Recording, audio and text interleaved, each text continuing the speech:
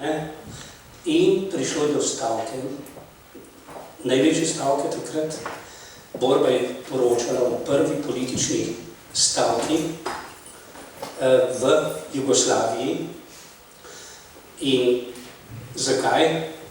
So rekli pač politični zaradi tega, ker smo 9. decembra 87. se najprve zbrali pred skupščino takratne Socialistične republike Slovenije. Okrog 3000 nas je bilo, jasno vsi z našimi emblemi, zastavami. Pridruževati so se začeli tudi mimo idoči in drugi delavci, tako da je bilo zelo, bi rekel, napeto ozračje takrat.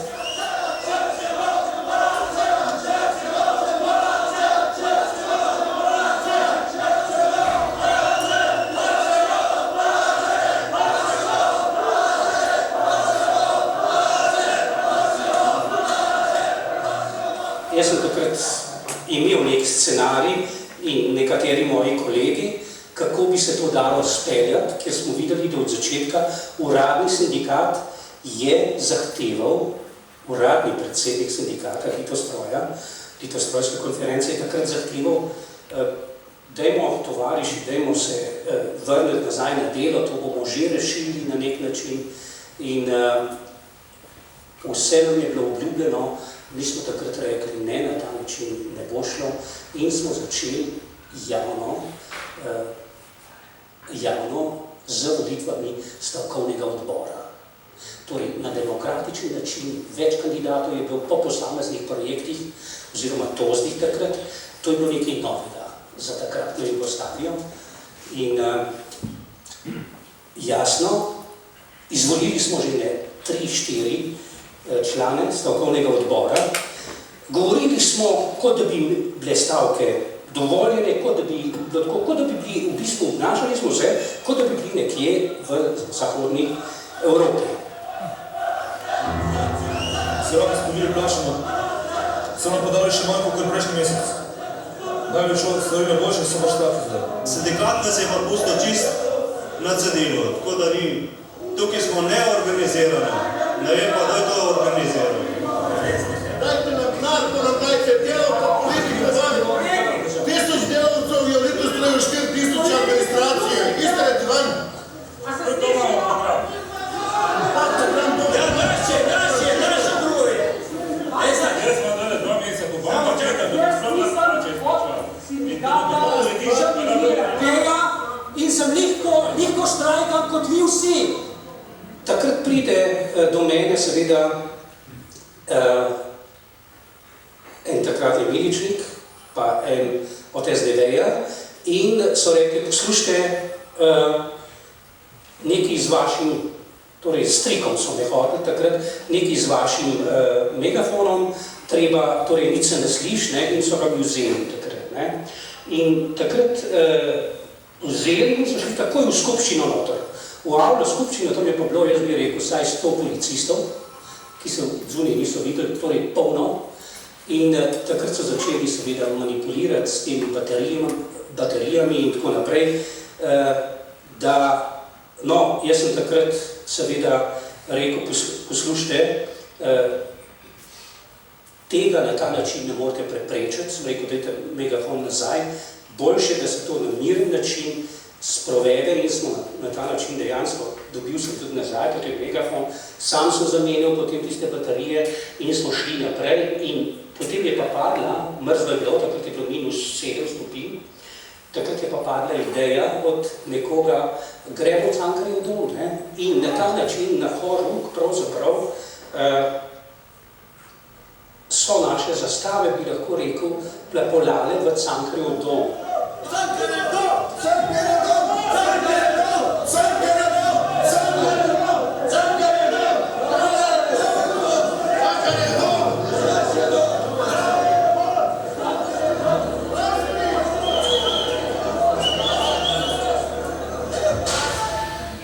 In smo najprvo zasedli Linhartovo dvorano, na kar je prišel seveda k nam direktor, isti direktor, ki je zdaj,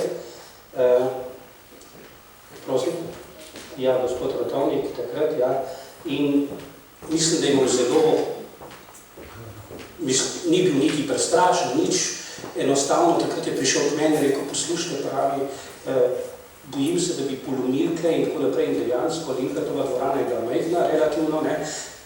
V bistvu je pa bilo, da je od zunaj ostalo ogromno ljudi. Jasno, da takrat nam jaz ni želela, da so ljudje od zunaj. Zato nam je bila takrat ponujena velika dvorana Cankarjevega doma in smo tja šli in tam smo potem izvedli, jaz bi rekel, nekaj za tisti čas dejansko, narad uporabljam to besedo, ampak res revolucionarnih točk.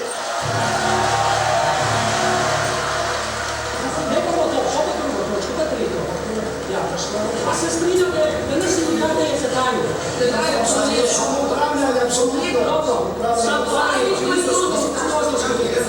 Torej, smo že tukaj. Če bi naš parlament v Beogradu odkole delal zakone, potem bi bili drugoti smo. Namreč, soglasno, torej, saj nič ni rekel, da je proti, je razrešen sindikat, to se pravi konferenca sindikata.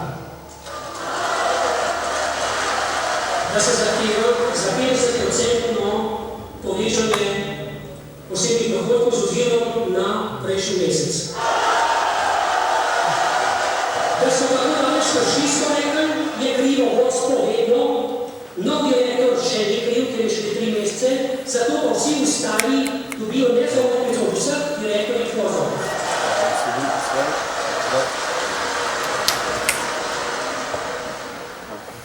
Naj pač povem, da nas je bilo 17 v tem stavkovnem odboru, ne, niso vedeli vse, kaj se bo dogajalo, ampak ožja skupina, jasno, vedeli smo, da smo prestrelili. To je sigurno. Da je SDV vedela, da je imela svoje ljudi.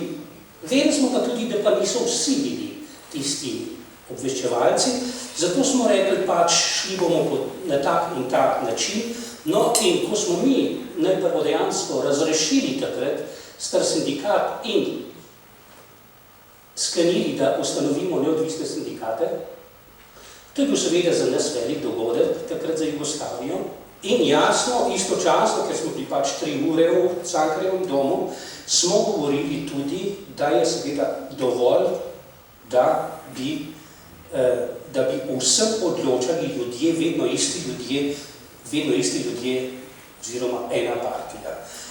Tle v Cankarjevem domu še ni prišel, še nismo govorili čisto eksplicitno, da zahtevamo večstrankarski sistem, ampak smo obljubili, če naše zahteve ne bodo, obljubili smo pač kolegom, ki so pri tem stavkajoči, če ne bo rešeno, da se čez teden dni zberemo zopet tukaj v večjem številu in da bomo seveda takrat na pomoč poklicali tudi druge delavce iz Trbovelj.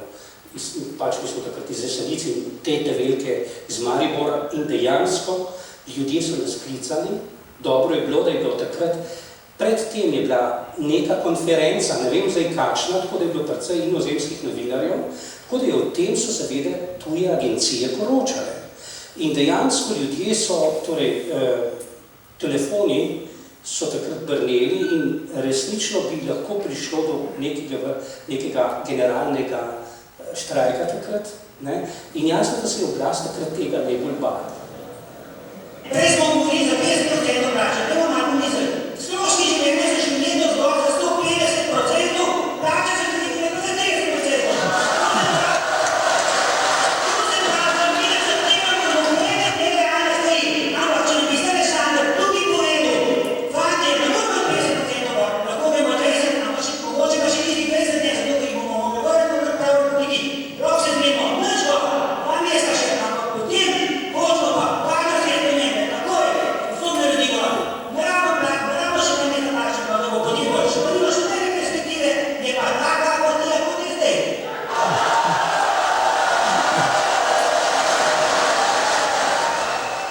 To je pa zdaj najbolj delikatna stvar, kar se je zdaj začela.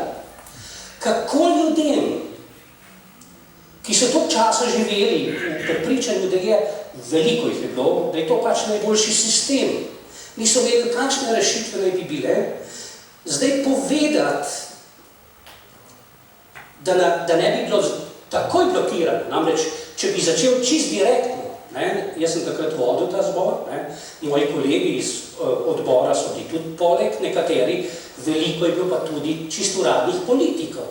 Litostroj je bil vedno politična fabrika in med njimi je bilo vedno dovolj takih, ki so pravzaprav tudi precej obvladovali tudi ljubljansko regijo.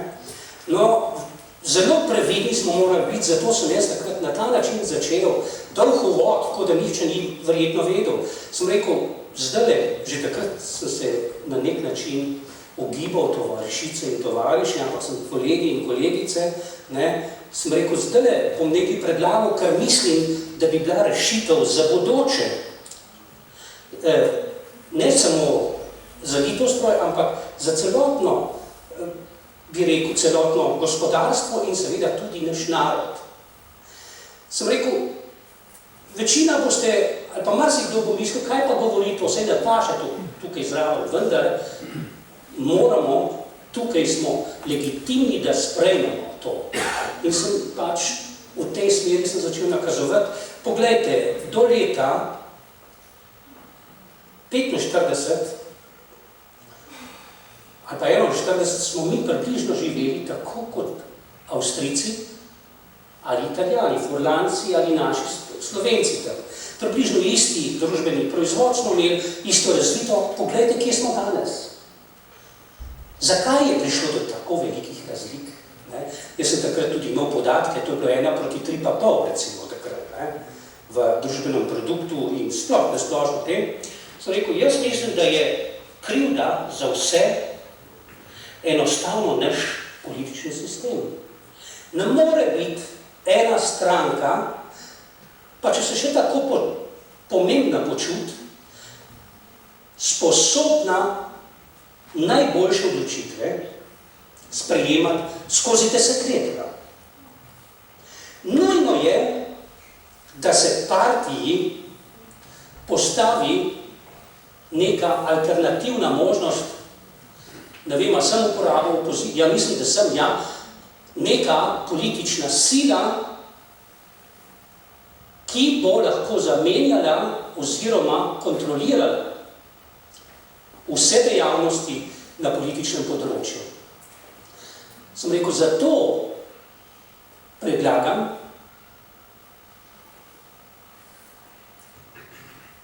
temu zboru stavkajočih delavcev, da sprejmete naslednji sklep. Na zboru stavkajočih delavcev ustanavljamo iniciativni odbor Socialdemokratske zveze Slovenije, ki bo deloval kot avtonomna politična organizacija, kot opozicija Zveze komunistov. Tudi ta stavek, sem rekel, zaradi mene deluje lahko tudi v okviru SZDL, vendar z enako avtonomijo, kot to počne Zveza komunistov. Na kar se je vsulo seveda teh aparačikov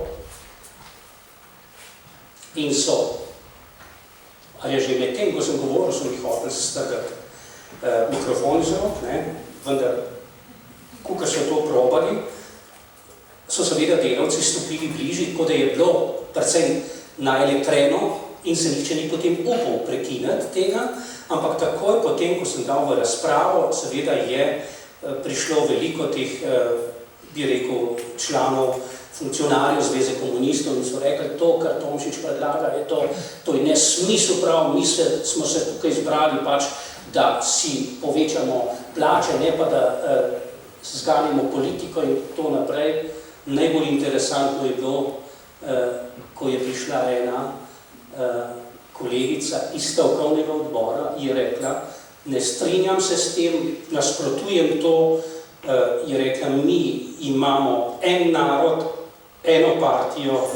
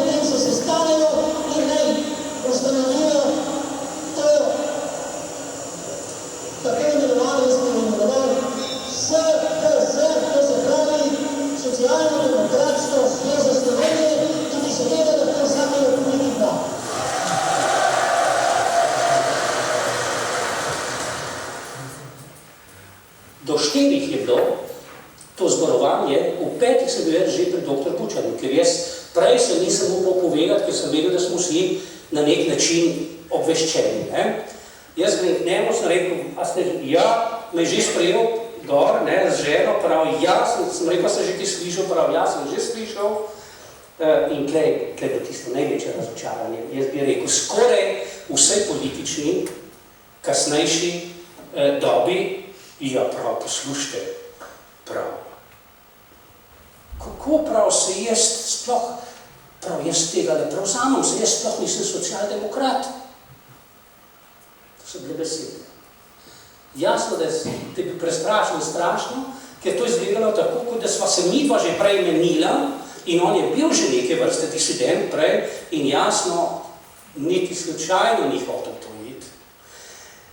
S kolegi, 3 kolegi smo šli takoj na Društvo pisateljev Slovenije, Šeligo je bil tam, pa potem tudi kdo pa je tale, še en kolega, ki je bil takrat v odboru tudi povedali, zato smo mi tudi takrat pri tem sporovanju sem jaz izrazil upanje, da bodo nam tudi Društvo pisateljev Slovenije pomagali pri izvedbi tega projekta in jasno, ko sem pa videl, ne, da Šeligo pravi tako, prav, poslušajte, seveda, jaz to ne moram, midva ne morava sama, tukaj Veno Taufer je bil zraven, ne?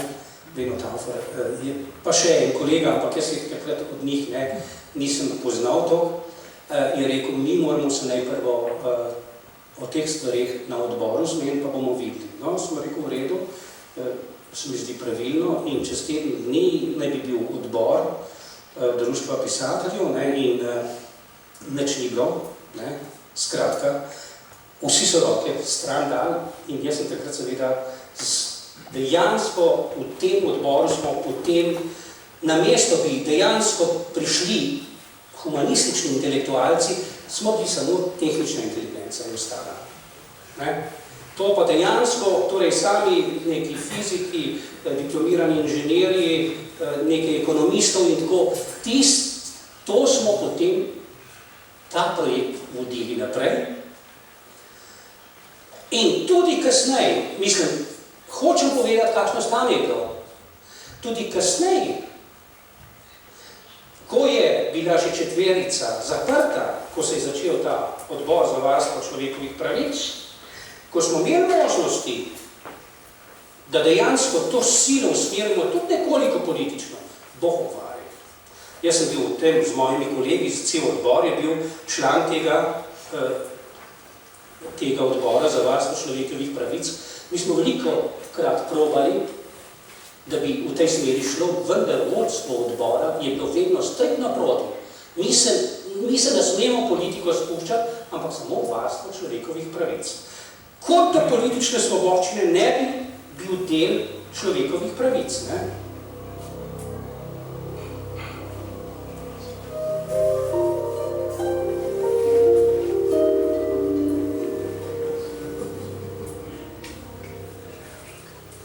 V našem programu ustanovitve Socialdemokratske zveze Slovenije smo imeli že eksplicitno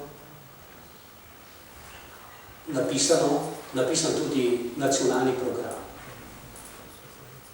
In sicer, da se bomo zavzemali za plebiscit, na katerem naj se Slovenci odločajo ali za konfederacijo, po zgledu Evropske unije ali kot samostojna država. V bistvu vse te točke so bile kasneje potem izražene v Majniški deklaraciji, 5 mesecev kasneje. Mi smo to že pravzaprav decembra 1988 izdelali, ta program, vendar, da nismo se prej ustanovili, je tudi deloma kriv tudi, bi rekel, Cankarjev dom. Mi smo hoteli nujno, da se v Cankarjevem domu reprizo naredimo, ne v kakšni drugi, ampak nikoli ni bilo prosto. čeprav smo prepričani, da je naše najbolj naravno mesto v Jugoslaviji. Sloveniji je naravno mesto v Jugoslaviji, pa se lahko kljub stanovnikovi teoriji, pa se lahko kljub stanovnikovi teoriji o samomoru predstavljamo, da bi lahko tudi dobro, predvsem pa mirno živeli tudi kot samostojna država v okviru Evropske skupnosti.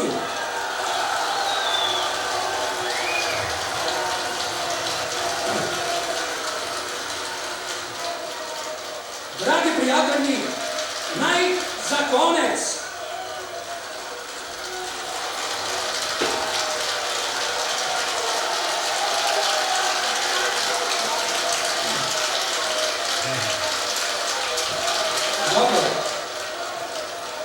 ta aplavz bodo nekateri razumeli kot nacionalistični izpad in zato mislim, da ne.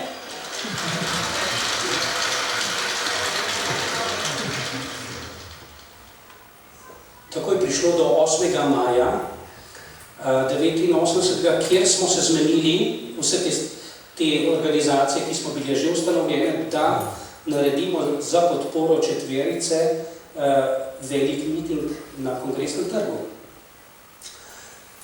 Jasno, takrat je bilo veliko zapletov, tudi eno od teh zapletov, da je ZSMS takrat rekla, zdaj, če bo to izpadlo tako radikalno, potem mi ne bomo sodelovali in tako naprej. Mi smo rekli takrat, vredno, če ne boste vi sodelovali, bomo pač sami to uredili. No in na tem, med temi govori je bilo seveda precej radikalnih.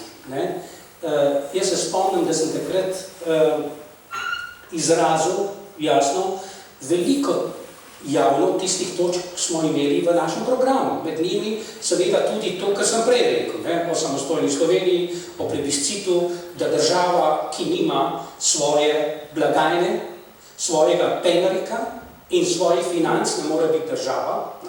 In jasno, takrat sem jaz doživel ogromno kritike, medijske kritike, najhujši bil takrat seveda Dnevnik. In takrat se je začela opozicija v našem predsedstvu. Skratka, mi smo vedeli, da je bilo v članstvu našega predsedstva tudi nekaj takih, ki so seveda bili samo zato, da poročajo naprej. Vendar se mi na to nismo ozirali. Če bi se mi na to ozirali, ne bi nič nikoli naredili. In tako, da se jaz niti danes ne bi nikoli rekel, aha, ta je bil poslan, ta je pa res pravi bil in tako naprej. To je pač v življenju vedno tako in država ima pravico, da se brani, pa tudi če je krivična, v glavnem tako je bilo in od takrat se je začelo seveda opozicija v predsedstvu v našem.